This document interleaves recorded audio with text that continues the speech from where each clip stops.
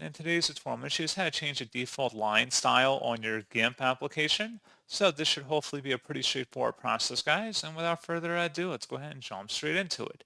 So all you have to do is select the Edit tab up at the top, and then go down and select Preferences. On the left panel, you want to select underneath Default Image where it says Default Grid. Go ahead and select that. And then you can change the line style by clicking in the drop down here.